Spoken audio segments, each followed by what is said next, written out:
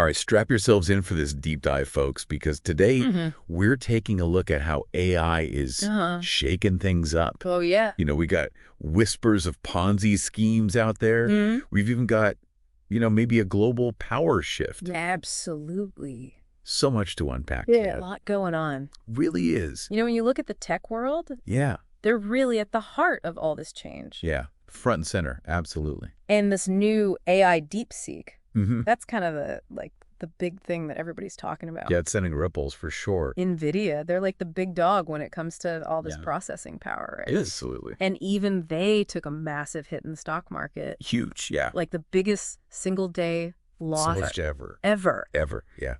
So what does that tell us about DeepSeek? Well, I think what we're seeing here is that DeepSeek is causing what some analysts are calling a negative CapEx impact. Okay. Which is a fancy way of saying, break that down for us. Businesses may not need as much of that Gotcha. physical infrastructure, right? It's like all the servers. The servers, the buildings, all that stuff. You name it. And investors, they're a little spooked by that, So less spending is a bad thing. Right. In the short term. Okay. It can be, yeah. It's certainly... And how does this affect, like, us here? Yeah. Locally in Deer Park, LaPorte, Pasadena? I think that's a great question because... I mean, we're so tied to so many industries that rely on exactly. These big investments. That's right. So how could this change? It's a crucial factor to consider, and it's not just NVIDIA. We're seeing this uncertainty in the market. Oh yeah, big time. It's a bloodbath out there. It is. Big tech is getting hammered. Absolutely. Bitcoin, total roller coaster. Yeah. And even oil prices. Even black gold is taking a hit. Yeah. Wow. Okay. So is all this because of DeepSeek? Well, DeepSeek's a major factor, definitely. I mean, it's shaking investor confidence. Nobody really knows what this technology is going to do long term. Yeah. And there's rumors out there that DeepSeek is using a massive amount of H100s. Oh, wow. Which is NVIDIA's most powerful processing unit. So we're talking about a whole new level of AI. Like a technological arms race is going on. Yeah, in a way, yeah. It's pretty wild. And amidst all this chaos, we've got these whispers of a potential Ponzi scheme. Yeah, MicroStrategy, that's the one, yeah. They're heavily invested in Bitcoin. Okay. And there are some concerns. Some folks are. Yeah, raising eyebrows. Raising eyebrows. David Einhorn, he's a big investor. Yeah. He actually called MicroStrategy a pretty effective Ponzi scheme. Oh. Which is a pretty serious accusation. Yeah. Because a Ponzi scheme. So what is it? It relies on new investors to pay off the old ones. Okay. There's no real profit. Gotcha. And the concern is... With all this... Yeah, the Bitcoin holdings, which are volatile, could collapse. Wow. And leave investors... Oh, try. High and dry. So it all depends on... Bitcoin. That's right. This is a cautionary tale. Oh, yeah. I mean, if you're thinking about getting into crypto... Yeah, do your research. Understand the risks. For sure. Talk to a financial advisor. Yeah, maybe don't jump in head first. Yeah, head first can be a little dangerous. Yeah. In this market. Yeah. Definitely some instability. Yeah. Going on. And we're seeing that kind of reflected in the political arena, too. Yeah, well, former President Trump has been... Oh, yeah. Making some pretty bold moves. Things are getting... Yeah. Interesting. Very interesting. Trump is lifting Biden's pause on those 2,000-pound bombs being shipped to Israel. Big bombs. There's talk of potentially reassigning armed IRS agents to the border. To the border, wow. And even whispers of... A possible pardon for Dr. Fauci. For Fauci. Backdated to 2014. That's It's interesting. What's the signal here? Break it down for us. Well, domestically, internationally, big signals, right? Lifting the pause on those bomb shipments, that could really change things in the Middle East, potentially escalate tensions. For sure. Right. Yeah. And then you've got the IRS agents. Yeah. Reassigning them to the border. Right. Raises questions about the role of domestic agencies. Right. And, potential for escalation. Yeah. At the U.S.-Mexico border. Absolutely. And the pardon for Dr. Fauci, I mean... Yeah, it could reignite the whole COVID debate. Oh, yeah. Government response, origins of the virus. Especially with those ongoing... Yeah, those investigations. That are still going on. I mean, for people here who might have lost loved ones during the pandemic, I mean, that could bring up Oh, yeah, a lot of complex emotions. A lot of emotions. For sure. So definitely something To watch. to keep an eye on. Yeah. And while we're talking about these power dynamics, this global influence, there's another question that I think we need to consider. Lay it on me. Is Chinese software about to eat the world? Eat the world. That's a Bold statement. Mark Andreessen says. Is it hyperbole? I don't know. But China's investing a lot in technology, and they're expanding their reach. Oh, yeah. Yeah. Globally. It's undeniable. Yeah. Their influence. It's hard to dismiss That idea. It really is. And how does this tie back into all this AI stuff? Well, that's a good question. Yeah. I mean, what if cheap AI becomes a key factor? What cheap AI even mean? What does it even mean? And what are the consequences? What happens if it becomes widely accessible? This is something we need to explore. All right, so let's dig into this cheap AI phenomenon. All right, so let's break down this cheap AI. It sounds a little sci-fi, but it's becoming our reality. What are we actually talking about here? So cheap AI is basically the idea that AI is becoming more affordable and more accessible. Okay. You know, think about it. Instead of these huge data centers and supercomputers, we're seeing AI that can run on less expensive, more readily available hardware. So it's kind of like AI is becoming democratized. Exactly. Democratized, that's a great way to put it. And this could be a game changer. Yeah. Especially for smaller businesses, startups. Right here in Southeast Texas. Absolutely. Places like Deer Park, LaPorte, Pasadena, they might not have had access to this kind of technology before. Imagine the kind of innovation that could come out of that. Oh, absolutely. Leveling the playing field, you know, empowering individuals, smaller organizations. We could see AI being used everywhere. Healthcare, education, manufacturing. I mean, even like local shops. Yeah, you got it. Managing inventory, marketing. The possibilities are really endless. That's exciting. Yeah. But it also makes me wonder, Yeah. like, what about jobs? That's the big question, right? Are we all going to be replaced by robots? Well, job displacement is a real concern.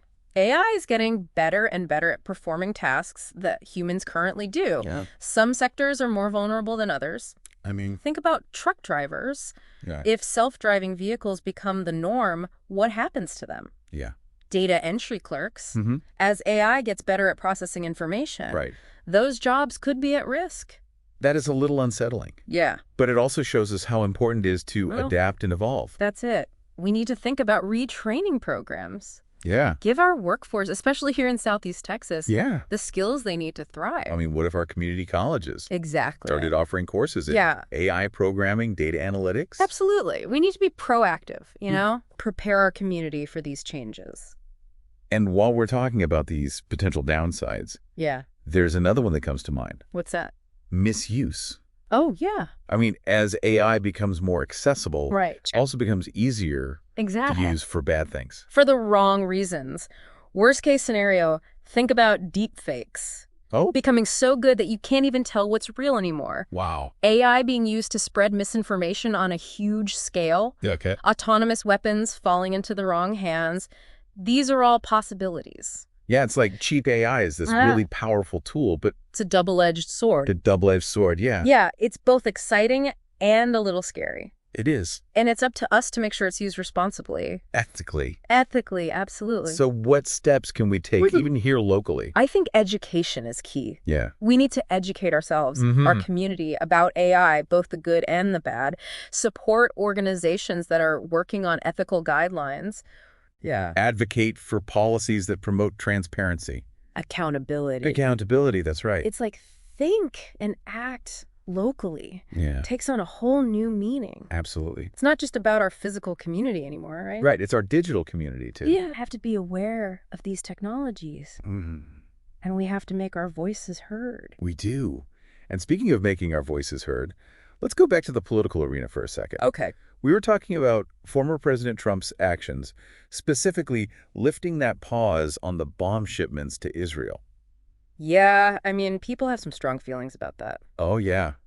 I mean, it could really change things in the Middle East. Yeah. Potentially escalate tensions, you know? It could. And it definitely signals a stronger U.S. support for Israel, which has broader implications for international relations. Yeah, a delicate balancing act. It is. It is. And speaking of balancing acts, let's talk about those IRS agents. Reassigning those, potentially being reassigned. Armed agents. To the border. To the border. That's a controversial one. It is. Some people say it's necessary to improve border security. Others see it as a dangerous escalation, potentially violating civil liberties. And what about the role of the IRS? Exactly. Should they be involved in immigration enforcement? It's a big question. Complicated issue, for sure. And then there's Dr. Fauci. Yeah, and the potential pardon? The pardon. Backdated to 2014. Yeah. It's a move that could be seen as an attempt to shield him from legal repercussions related to his role in the pandemic response. Yeah, I mean, this is definitely going to add fuel to the fire. Oh, absolutely. Yeah. The debate surrounding the pandemic, how it was handled, right? It's not going away. And for folks here in Southeast Texas. Yeah. I mean, a lot of people were deeply affected by the pandemic. Absolutely. This is going to bring up a lot of emotions. Oh, yeah. Raw emotions for sure. Right. So definitely at the development to keep an eye on. Something to follow. For sure. But let's touch on one more big thing here. What's that? The rise of Chinese software. Oh, yeah. Mark Andreessen's claim that they're about to eat the world. Is it a realistic assessment?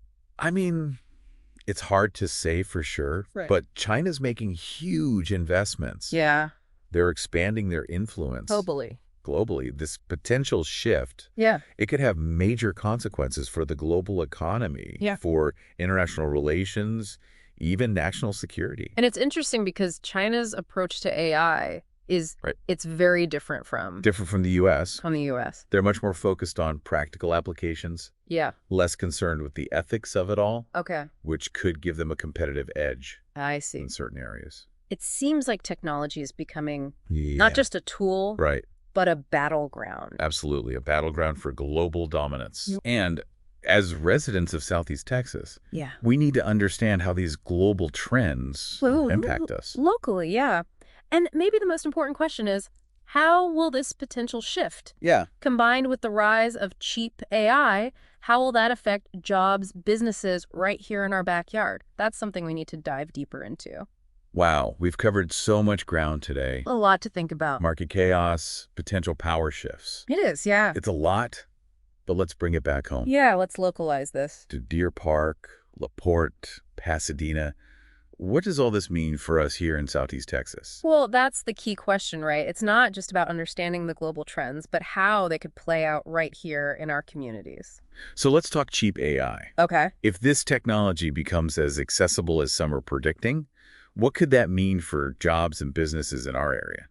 It's a mixed bag, really. There's potential for both positive and negative impacts. On the plus side, cheap AI could really empower local businesses, make them more efficient, more competitive. I like the sound of that. Right.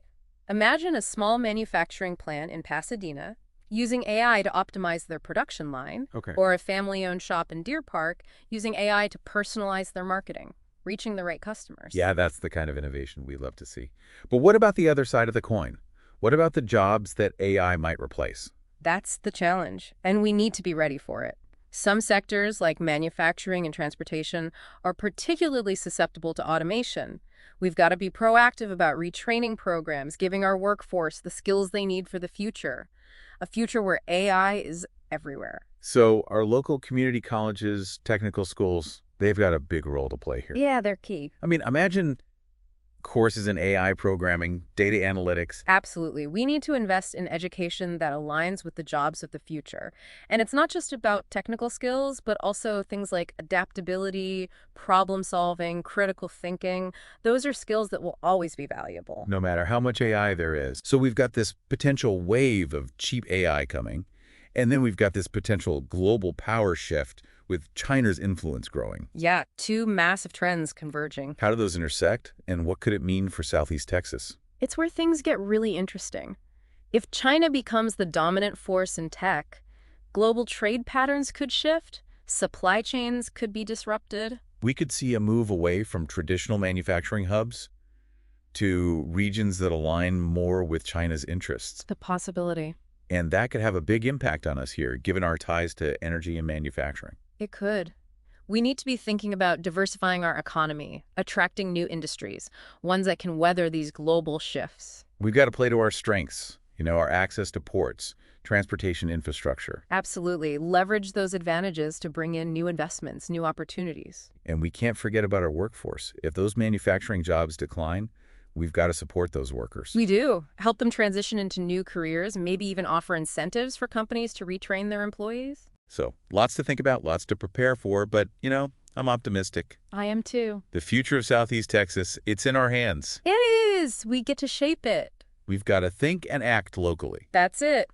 Be informed, engaged, proactive. Support local businesses, advocate for policies that benefit our region, invest in education and training. We've got to work together, come together as a community to build a thriving, resilient Southeast Texas. Well said.